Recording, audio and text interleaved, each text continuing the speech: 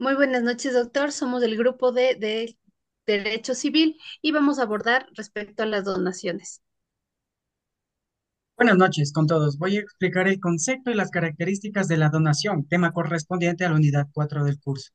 Para empezar, es importante comprender qué es una donación. Desde este punto de vista jurídico, la donación es un acto jurídico unilateral, voluntario y gratuito mediante el cual una persona a quien se denomina donante transfiere en vida de manera libre y sin recibir nada a cambio de uno o varios bienes de su patrimonio a otra persona llamada donatorio.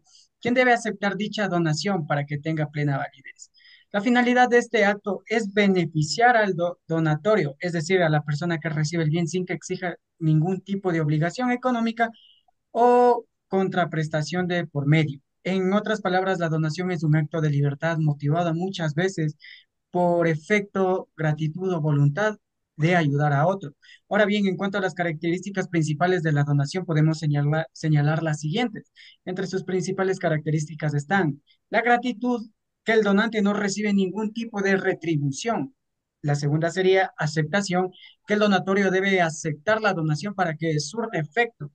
La tercera sería la formalidad. En ciertos casos, como bienes inmuebles debe realizarse por escritura pública.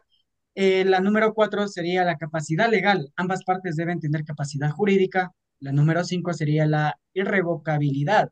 En general, no se puede deshacer la donación salvo por causas legales. Y la número seis, la transferencia de dominio, que se transfiere legalmente al bien, al donatorio.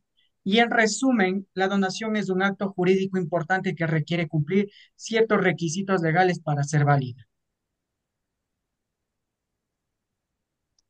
La donación debe cumplir con una serie de requisitos que son esenciales, conforme lo manda el artículo 1461 del Código Civil, tales como el consentimiento, donde se notifica al donante de la aceptación del donatario de que acepta la donación. Capacidad. El artículo 1405 del Código Civil establece que cualquier persona no declarada incapaz por la ley es capaz de recibir donaciones entre vivos, así como incapacitando a personas que hayan cometido delitos graves o entidades sin personalidad jurídica. El objeto de la donación es tanto bienes corporales como incorporables, muebles o inmuebles, sin restricciones específicas, y los servicios gratuitos no están considerados una donación. La causa en la donación se identifica con el espíritu de libertad, según el artículo 1483 del Código Civil. La pura liberalidad constituye una causa suficiente para justificar la donación. A continuación, Jonathan. Buenas noches con todos. Yo les voy a hablar sobre las clases de donaciones en el Ecuador. En el Ecuador las donaciones se clasifican en dos tipos principales. Donaciones entre vivos es aquella que realiza durante la vida del donante. El donante entrega un bien o derecho si el donatario de forma gratuita y definitiva. Surte efecto inmediato desde que el donante acepta. Requiere escritura pública si se trata de bienes inmuebles o de alto valor. No puede afectar la legitimidad de los herederos forzosos. Generalmente es irrevocable, salvo por causas como ingratitud. La segunda sería donación por causa de muerte. Se hace previsión de que el donante fallezca. Solo tiene efecto si el donante muere. Debe cumplir las formalidades del testamento. Es revocable mientras el donante esté vivo y se considera parte de la herencia. La diferencia principal entre esto es que entre vivos el efecto es inmediato e irrevocable y por causa de muerte el efecto posterior al fallecimiento es irrevocable. A continuación, mi compañera. En el contexto de las donaciones veremos cómo éstas pueden llegar a terminar. Las donaciones terminan en en dos categorías de causas generales, derivadas de su naturaleza contractual, especiales, propias de la figura de la donación. Las causas generales incluyen la nulidad, ya sea absoluta o por no cumplir formalidades como la estructura pública, como una escritura pública, para para bienes y raíces, o la insinuación para donaciones superiores o $800, que es lo que ya se había hablado anteriormente en la clase. O sea, también relativa, por vicios en el consentimiento o actuaciones debidas al curador. Empezaremos con las restricciones, que son las limitaciones legales impuestas en el acto de donar para garantizar la equidad, legalidad y la protección de los derechos de terceros. En cuanto a las restricciones para donar, pues dentro del Código Civil se establece que el donante debe tener la capacidad de disponer libremente de sus bienes, pero sin comprometer su propia subsistencia ni la de sus herederos legítimos. Que la, esto genera que la causante o que la causa tenga injusticias dentro del núcleo familiar. También se requiere el cumplimiento de formalidades legales, como la escritura pública para la donación de bienes muebles y la insinuación judicial para aquellas que superan cierto valor económico.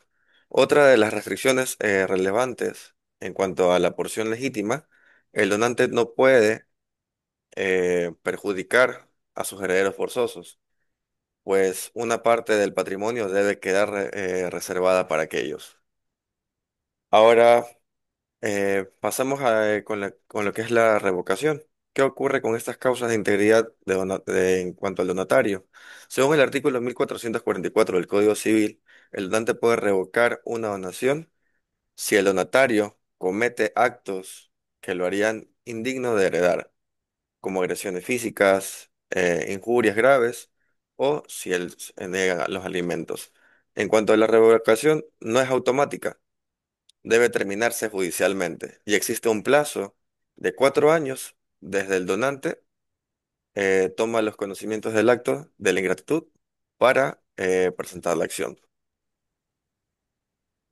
Ahora analizaremos la rescisión como otra forma de terminación de las donaciones. La rescisión permite dejar sin efecto una donación cuando ésta afecta los derechos de los herederos forzosos.